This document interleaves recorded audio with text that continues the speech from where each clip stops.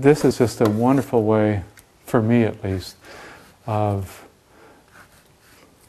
allowing me to do things or find things that I could never do in a conscious sort of fashion. It's tedious, but you know what?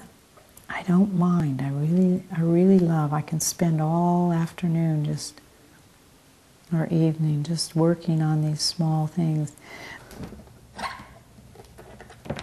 There's things that happen that are just a function of, it's like when I do portraits, which I sometimes do, I take a photograph and I work from the photograph, and that's like following a score, and this is like, this is truly improvisational, and so the mark making and color and the things that happen are just a function of having done it for so long.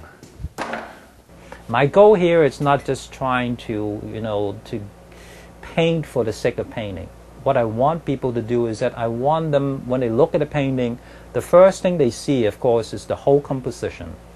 The second thing they see is that something they could recognize, something that lures them into my painting. So these representational elements are doing that as the first, point of impact. And once they got the viewer a little bit closer to the painting, then I deliver a little bit more of the surrounding activities or the playing field. The one thing about my work is not the actual piece itself, but what the piece is, what I'm attempting to say or have my audience think about. We talked about how we're going to actually develop those on each of those panels. We only had 6, and to get all those panels filled with that much of the history of law, we had to look at which ones were the most important. So, how does one design for a space like this? Generally, when the prospectus goes out for a Present for Art commission, a lot of times there are architectural drawings that show where the artwork will finally go. It's also important to understand what the company's interests are, what message they're trying to promote, what their main component is, to try to incorporate that with the artwork. When someone holds it in their hands, you can see that they kind of project some of their personality into the piece by how they hold it and how they manipulate it. So it's fun to watch people interact with the piece. This is my working piece. The idea I am putting in, and it doesn't take too long to create that piece.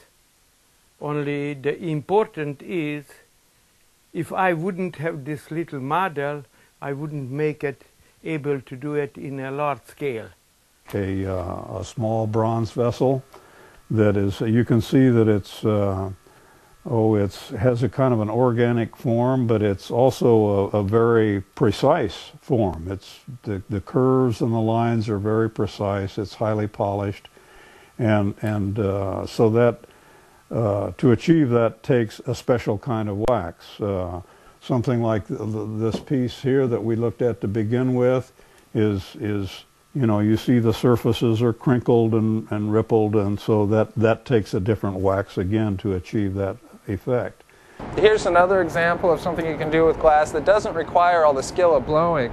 This is a part for a larger monolithic casting I'm doing, and it was made by just making an impression in some wet sand and then ladling the glass into it and then annealing it. So I have one here and I'll have another one here, so it'll stack as a vertical column.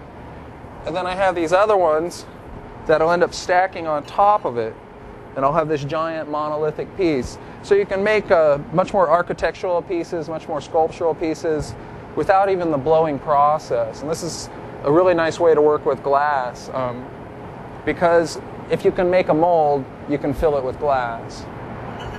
There are a lot of different kinds of wood, and I'm often asked, what is the best kind of wood to carve? And I said, well, it depends on your approach to life. If you really, really want to learn to carve, you will carve pine because pine is so awful that if you can carve it, you can carve anything. Pine has a hard, soft alternating grain, so when you try to pull a knife through it, your knife goes tink, tink, tink, tink. And so to get a nice smooth cut, you have to learn control, you have to understand grain, and so once you've learned that, then when you go to any other kind of wood, it's easy. But a lot of people don't have the patience to stick with carving pine because it's so awful. Because I have no formal art training, I can be somewhat color challenged. I stick with the colors I like, and that sometimes limits what I do. So I've had to really learn on my own about color mixing and what goes with what. And one of the ways I've done that is by looking at flower catalogs.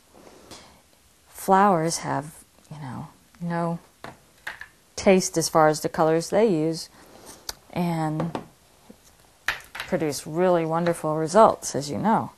I probably went the pretty traditional route, but I guess at one point I felt the need to. I don't really look at it as a tool to make the same thing over anymore, and it's been probably a long time. In fact, I kind of struggle with the whole production thing, although I admire it. I don't think I could do it. So I tend to look at coming over to the wheel as like taking out a new piece of paper every time.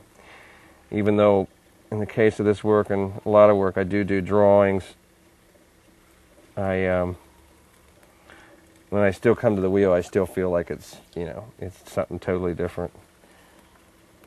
And the clay that I'm using right now is a white low fire clay. And I buy it pre-made, so I'm not interested in making clay, although I did at one time. And most of the figures, while they appear quite solid, are hollow. And if they're bigger, I end up working, as well as coils, I build a little structure on the inside that serves to help support the piece and any weight that goes on top of it as I work.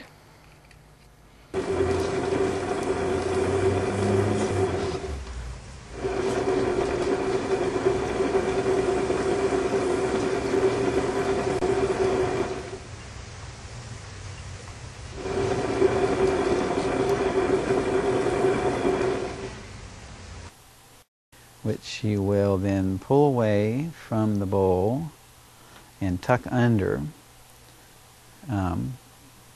thus altering the shape, which is why it's called cutting and altering. This technique is very similar. Actually, my first encounter with it was from the glass process called Millefiori. And when I was still doing glass, which I did for several years, that's where I started doing this. And when I left glass to return to ceramics, I wanted to take this technique with me, and that was when I developed this process in porcelain. Like I said, once again, the centering takes the most time. The whole other process doesn't take much time to finish up.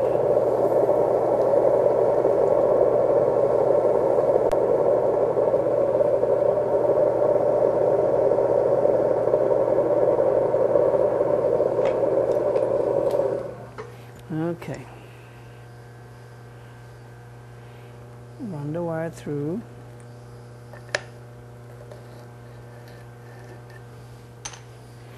And then I'll just pick it up so you can see it. Right here.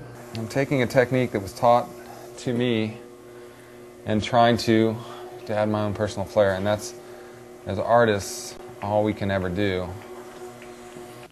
You get a piece that shows the process of the fire, and that's the fun part about wood firing, is that whole total dialogue with the pot and the clay and the fire and the potters doing the stoking and that whole community action, and everyone's pots are in there, and we generally pick out, this is we lay all the pots out when we're loading the kiln. We go, okay, this is the hot pot. This is the one that's really nice. We're going to put that in the most active spot in the fire. And So we very often choose what's going to be the best pot or what we hope will be the best pot by how we position it. Catastrophic accidents will happen.